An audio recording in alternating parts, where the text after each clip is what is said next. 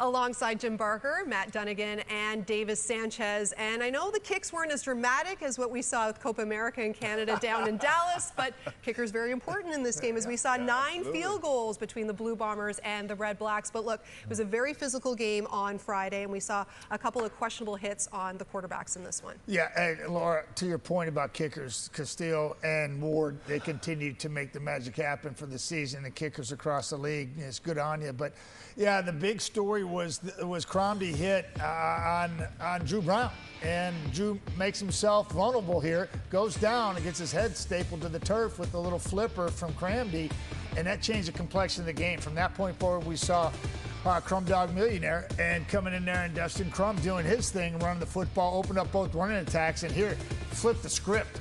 Winnipeg, Stravler, we know. Yeah. I was surprised that he slipped. One, because Stravler's usually running over DBs. He's not putting himself in harm's way. He's delivering the blow, which is my mindset when you play the game. But there, it was tough to see that as well. And both penalties were called the same, and rightfully so, because you can't have that in the game. Well, one was called spearing because he went at him with the crown of his helmet, with the crown of his head, and the other one was called roughing the passer because of the elbow down and crammed his head right into the ground.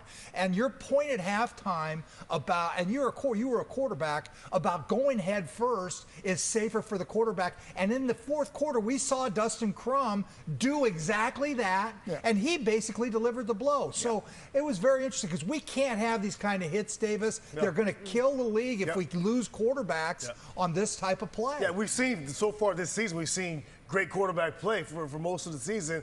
And you're right. If we lose our quarterbacks, whole different game. We saw part of that tonight. I will say this. For the quarterbacks, I really like quarterbacks to try, if you're not going to go head first, try to slide early. So it gives, as a defensive player, I can tell you, you need a chance to brace or get off it so you don't have hits like that. I agree. I didn't like Cromdy's hit. The elbow would cost it. And then we saw, losing a quarterback, and we saw what happened for that. But there's a couple things there. One is quarterbacks slide early. 2, defensive players try to lay off so we don't lose our star quarterbacks. Let's focus on the ground game now. And for Brady Oliveira, he only had 26 yards rushing last week against Calgary. Really needed a bounce back.